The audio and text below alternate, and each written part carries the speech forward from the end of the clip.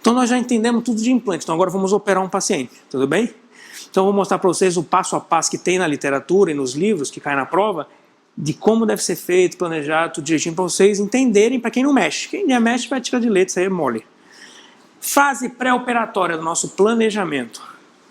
Fase operatória ou transoperatória e fase pós-operatória. Vai esperar cicatrizar, depois vão começar as fases protéticas e posteriormente, finalizando a parte protética, a manutenção. Opa, eu vou repetir, tem uma fase de manutenção. O paciente me voltou depois de uns 2 anos sem revisão num protocolo, aí ele pediu pra gente ver, a gente tirou tudo cheio de placa. Ué, tinha que voltar? Sim, a cada 6 meses, a gente fala isso. Ah, não estava sabendo. Poxa, pessoal, é higiene, né? É higiene.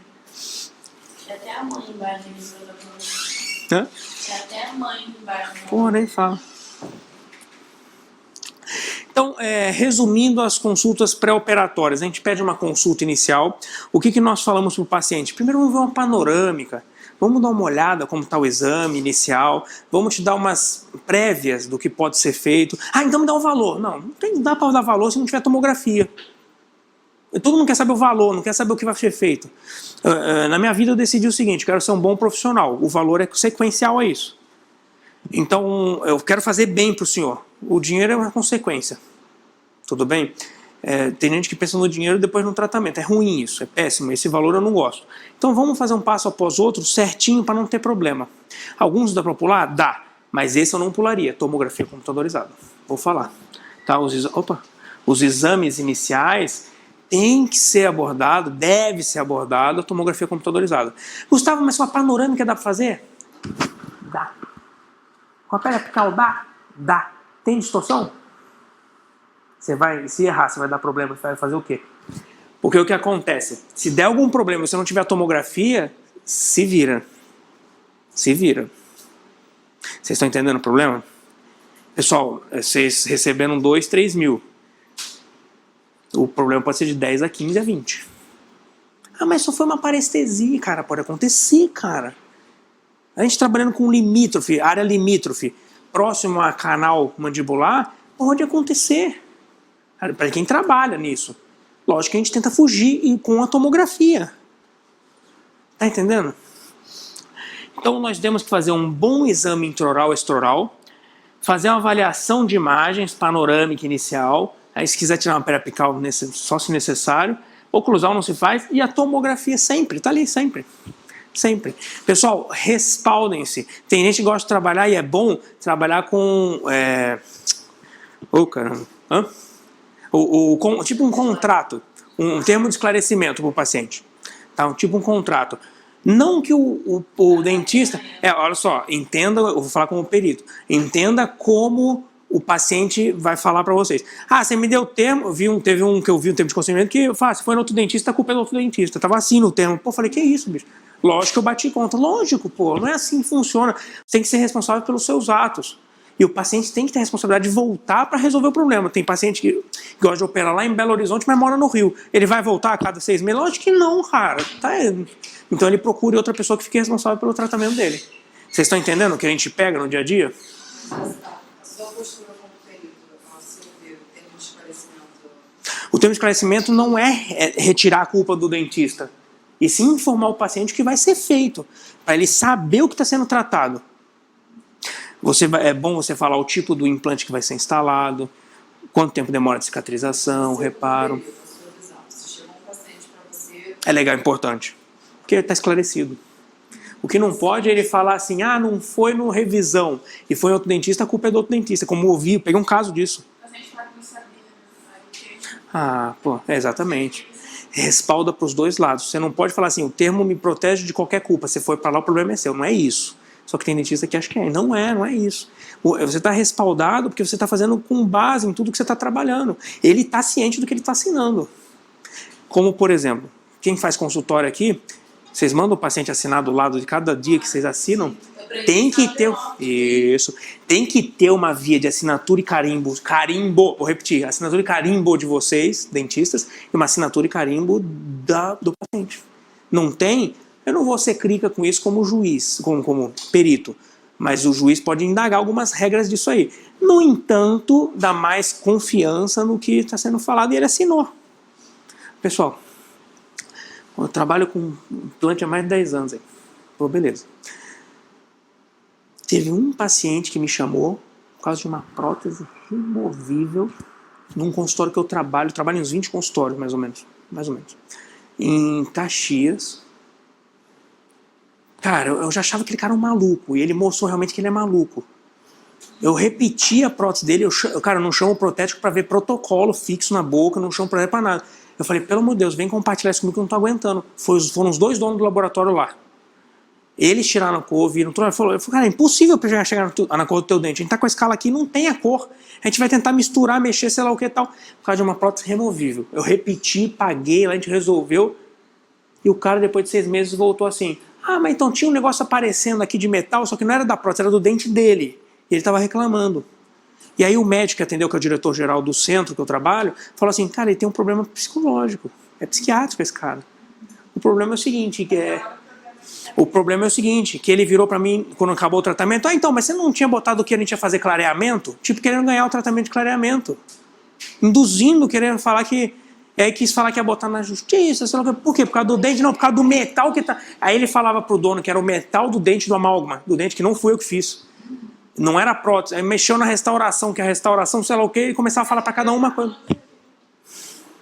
Só que isso aqui estressa pra quem trabalha direito, entendeu? A ponto de chamar o dono do laboratório, pô... Enfim, então nós temos que estar bem respaldado. E se puder fazer o termo de consentimento, perfeito. Tá? O termo de consentimento, não o termo de tirar a culpa. Entendam isso. Espaço entre os implantes. No planejamento, eu preciso ter noção disso aqui.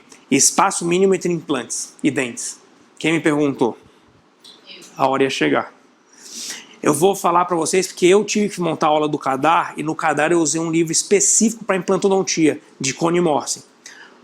Não é para essa prova, mas o Cone Morse, diferente de implantes hexagonais, não precisam respeitar essa medida aqui. Ponto. Vamos voltar para as medidas para a prova. Para a prova. Dente e implante, 1,5, 1,5 milímetro, 1,5 milímetro de distância. E dente-dente, ou dente-dente, ou implante-implante, 3 milímetros. 3 milímetros. O Gustavo vai ensinar para vocês hoje aqui a matar uma questão em 20 segundos. 20. Qual o implante mais utilizado hoje em dia? É a plataforma regular. Plataforma regular tem quantos milímetros de diâmetro? 4. Então vou repetir, tem o implante curto, plataforma reduzida, 3, 3,5, 3,3. Tem o 4, que é o padronizado para as questões 4, e tem o 5, que é a plataforma maior. Os padrões que nós utilizamos são o implante de 4. O que vai cair para vocês em prova deve ser o de 4, que não é nada específico. Qual é esse espaço? Essa questão bobinha, simples, para esse tipo de prova mesmo. Qual é a distância entre 2 dentes mínimas para a instalação do implante? Foi uma questão que caiu de concurso, assim. Foi exatamente essa. Com implante, para implante, plataforma regular, 4.0. Você tinha que falar o quê? 7. Gustavo, qual a distância mínima entre 2 dentes para 2 implantes? 14. E se forem 3 implantes? 21. Todos com plataforma regular. Calma, tá muito acelerado. Eu vou mostrar o cálculo, como é que faz. Só estou tentando brigar na tua cabeça o seguinte, 7 é o número da perfeição, vai resolver teu problema. A cada implante de plataforma regular entre dentes, 7. Se forem 2 implantes, 14. Se forem 3, 21. Se forem 4, 28. Resumindo na tua cabeça, grava o 7. Vamos para lá agora, continue. Grava isso aqui, distância dente-implante, quanto que é? Dente-implante, 1,5. E distância entre 2 implantes? Beleza, passei. Então vamos lá, 2 implantes, plataforma regular. RP significa plataforma regular. Qual a distância que nós temos que ter sem calcular nada? Fala pra mim, tira a foto, peraí. Quanto que é? Não, distância, quanto tem que ter de distância? Para 2 implantes. Ah tá, vamos fazer o cálculo? Agora calcula comigo aqui. Distância implante-dente. Beleza. Distância implante-dente? 1,5. Entre implantes tem quanto? 3. 1,5, 1,5 com mais 3 dá quanto? 6. Ué, mas não é 14? Calma. 4 desse com mais 4 desse. Plataforma regular são 4. 8. 8 mais 6 dá quanto?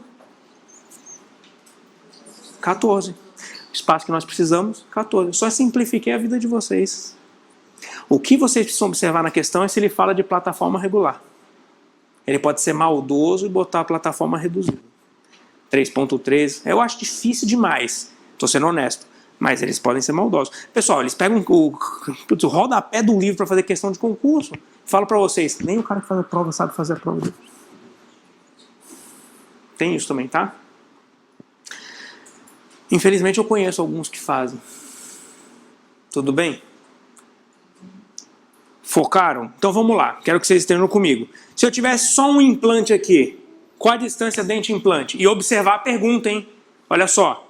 Eles podem mandar assim, qual o espaço necessário para o implante plataforma regular e a distância dele para o dente do lado. Qual a distância dele para o dente do lado? 1,5. Vocês têm que observar a pergunta. Porque às vezes a gente vai na sede, não lê a pergunta. É 7, com certeza o Gustavo falou e marca 7, era 1,5. Tudo bem? Então vamos lá. Plataforma regular, 4 milímetros. Aqui está 7, pessoal, porque ele foi do raio desse até o raio desse. É 3 mais 2 mais 2. Tudo bem? Mas não vai dessa forma não. Então, dessa distância até aqui, nós temos 14. Gustavo, e se não tivesse esse dente e quisesse botar outra plataforma regular aqui, de 14 passaria para quanto? Vocês entenderam. Entre implantes, quanto que nós temos que ter? E entre dente e implante? Pelo menos. A literatura fala entre 1,5 e 2, mas é 1,5 que cai na prova. Combinado? Matou a questão? Qual a distância que tem que ter aqui? Vou falar de novo. Plataforma regular. Não botei ali, mas é 21. Tudo bem? Tudo bem? A pergunta que eu fiz foi a seguinte. Qual que você falou?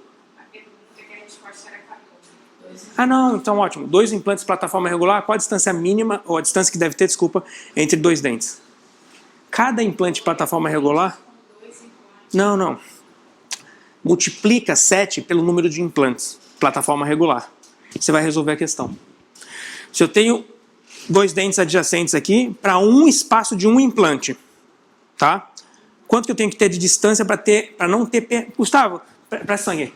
Por que eu tenho que ter 1,5 aqui? Porque se eu tiver menos que 1,5, essa osso aqui reabsorve, desce. São distâncias necessárias para manutenção papilar. E se esse osso descer, fica um black space, tudo bem? Um buraco mesmo. E o paciente reclama, tá? Peguei a reclamação essa semana, acho que na segunda-feira lá na Barra, de um paciente que foi operado por outro dentista e chegou para resolver. Teve perda óssea, ela falou, ele foi bruto, tirando o dente, lá o que lá. Eu falei, olha, mas perdeu o osso aí, não é por causa do... Tem que fazer trabalho gengival na senhora. Mas tá escurinho aqui. Então, mas não é a coroa, esse escurinho é a falta da gengiva, é exatamente esses problemas que a gente pega. Então, se tem menos que 1,5, esse osso desce. O que você tem que prestar atenção é o seguinte, aqui são 2 implantes, não são? Qual a distância que nós temos que ter no mínimo, aqui, distância exata, no mínimo que nós precisamos ali? 14. Gustavo, se tiver 13, pode comprometer uma das papilas. E se forem 3 implantes, plataforma regular?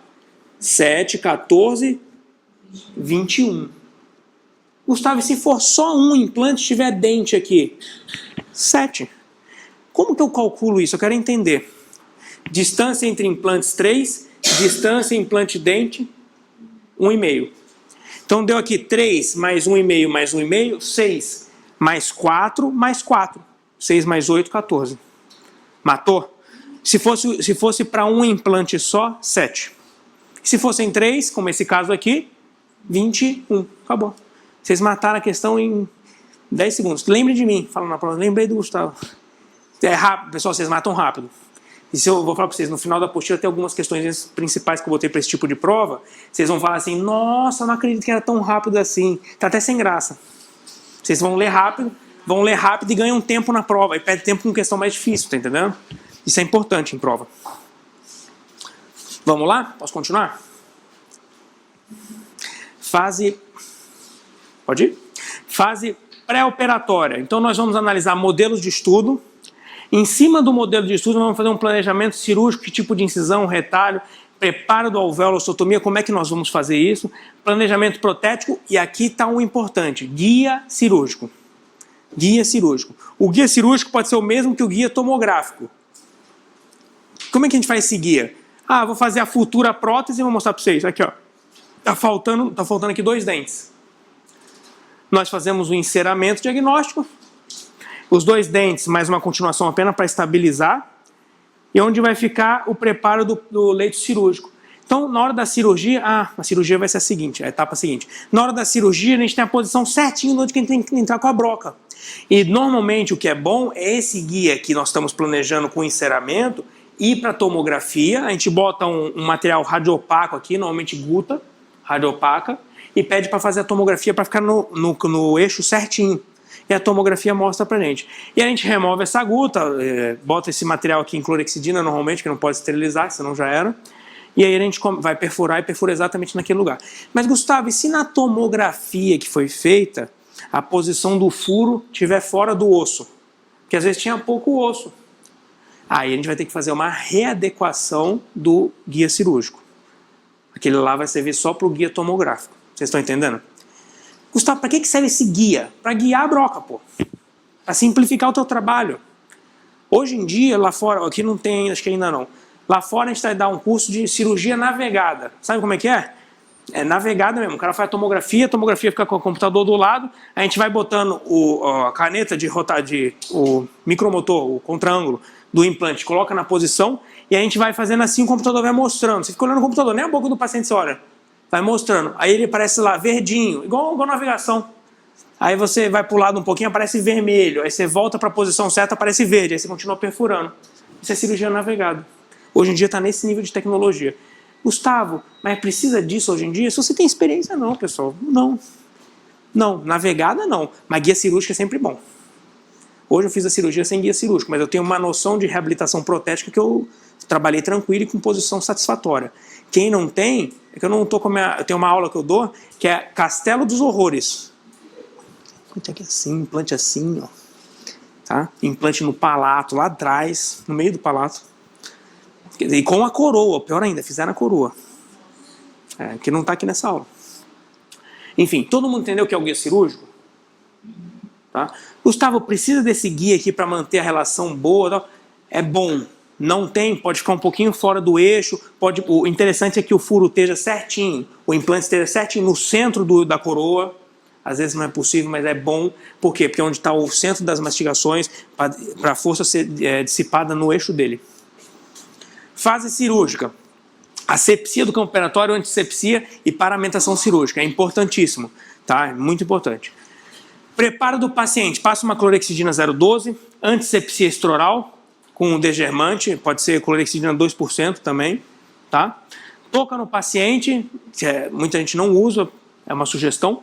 E colocação do campo cirúrgico fenestrado. Às vezes a touca é porque o cabelo é longo. Aí no meio da cirurgia a pessoa mexe, sei lá o que, tal, o cabelo vem parar em cima do campo fenestrado.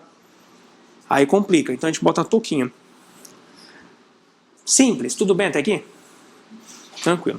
Cirurgia de implante, simples. Incisão, cabo número 3, eu vou repetir, cabo número 3. Lâmina 15 ou 15C é o que nós trabalhamos mais. Por que você falou do cabo 3? Porque caiu numa prova lá o tipo do cabo, sei lá o que, a pessoa errou. Pior que erraram. O pior que erraram. Tá? Colocação da lâmina com porta-agulha, empunhadura em forma de caneta, como está mostrado aqui, simples. Entra 90 graus, no laser não pega. Entra 90 graus, percorre 45, sai 90. É simples. Basal. Ninguém pode errar. E aí foge um pouco do basal, as fresas cirúrgicas. Preciso que vocês prestem atenção em 2 fresas que eu vou falar. Duas fresas. A primeira a gente chama de lança. Primeira é a lança. O que a lança faz? Apenas rompe quem? A cortical. Simples. Mas precisa saber. Rompeu a cortical? Pô, beleza. Aí eu vou nas brocas sequenciais. Broca 2, 2,5, 2/3.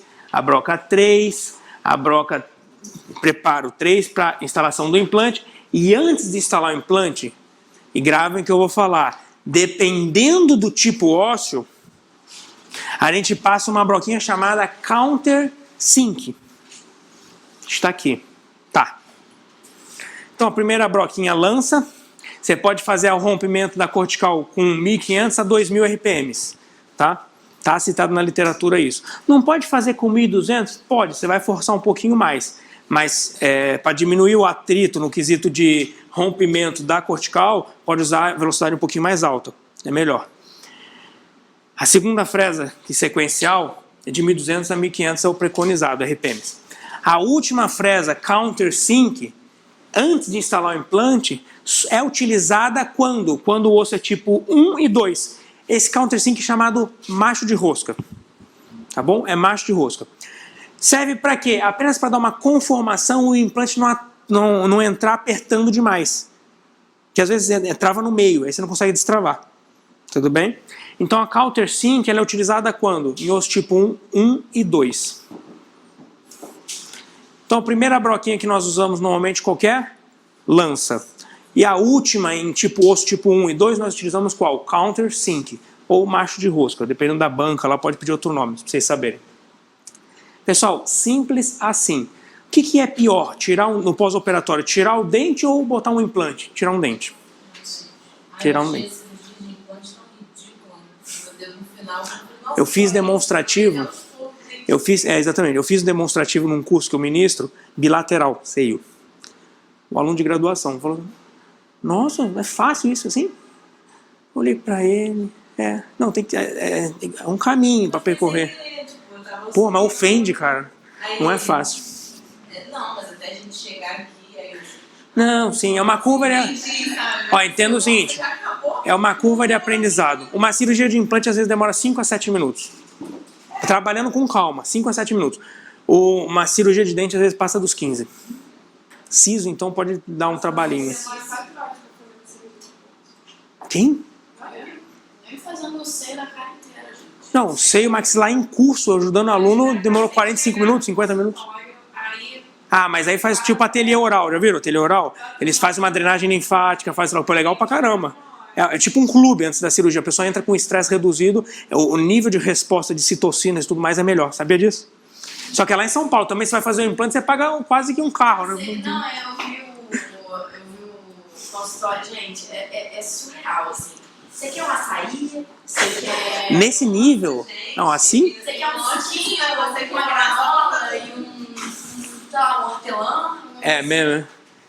Não, eu sei que tem até hidromassagem tem. Hidromassagem tem. Vamos embora, vamos voltar.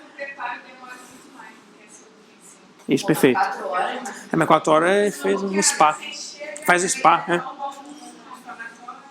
Sim, perfeito. Só pediu, gente, pra pessoa Tomar em casa. confio no paciente. Não, isso é. Isso é. Tudo bem, mas mesmo assim, gente, 1 hora antes. Vamos lá, voltamos. Às 3 horas. Primeira broca. Primeira broca. Fresa, lança. Ótimo. A rotação dele pode ser um pouquinho mais elevada do que o padrão. Segunda são as brocas, as fresas normais de instalação de implante. Osso tipo 1 e 2 nós lançamos quem? Mão de quem? Do countersink. Vamos instalar o implante. Como que pode ser instalado o implante? De 2 formas. E aí eu vou pedir para vocês raciocinarem comigo por quê. Tem um manual, na qual a gente pega uma catraquinha, um torquímetro e vai botando implante. Show, legal. E tem também o contra-ângulo, na qual você pega e se pisa, bota na velocidade específica de 10 RPMs, 15, 20, e você pisa no pedalzinho e vai devagarzinho vai entrando no implante com o contra-ângulo. Eu vou fazer uma pergunta maldosa para vocês e que é real. Qual desses dá mais precisão? Qual? É o contra-ângulo. Vou te falar por quê. Porque o manual vocês fazem isso aqui, ó. Clec, clec, clec. Esse fato de voltar, vocês se fazem assim com o implante, ó.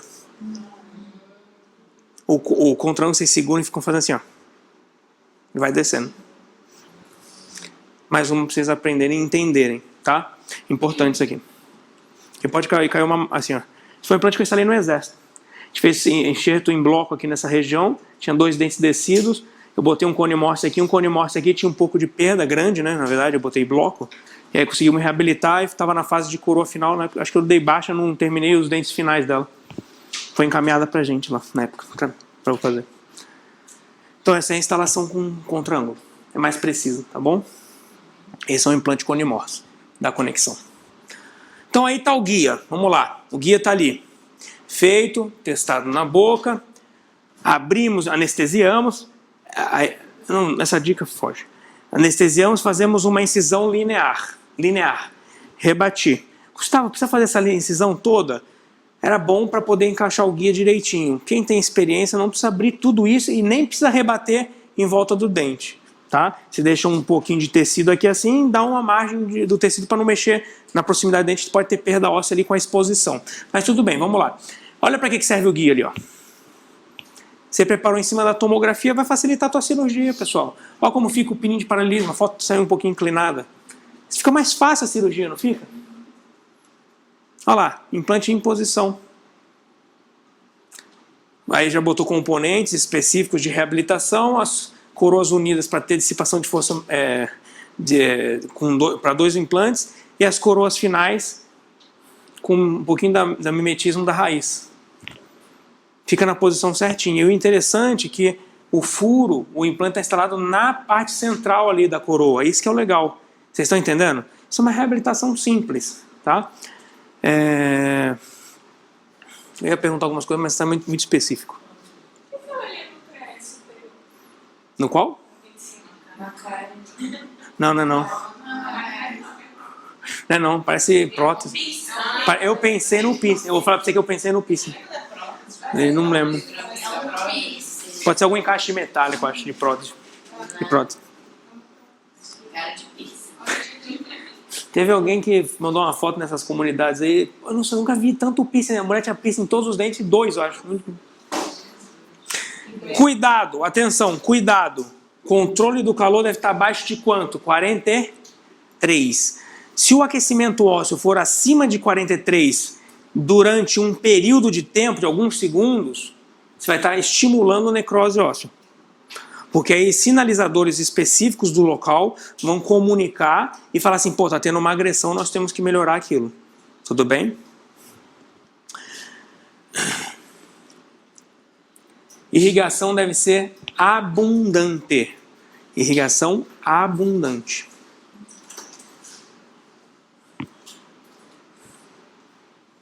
Aquecimento excessivo do osso causa desnaturação das proteínas e posterior necrose óssea.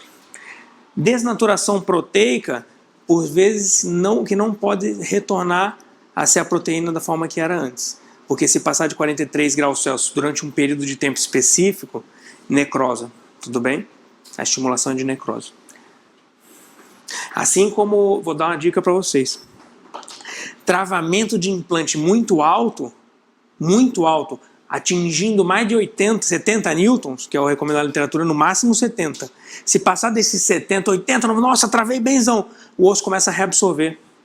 Exagero de força, fratura, microfraturas ao redor do implante no osso, você tem uma reabsorção do osso local. E aí, às vezes, não cicatriza bem por causa de sinalização, o implante depois você puxa, sai. E o paciente relata um sintoma. Nossa, a região está meio dolorida. Quando você ouvir isso, você fala, meu Deus do céu. Tudo bem? Eu ia falar alguma coisa, velho. Já vi, isso eu posso falar, de pesquisador que bota 100 e tantos newtons. Tá? Já vi pesquisador falar isso.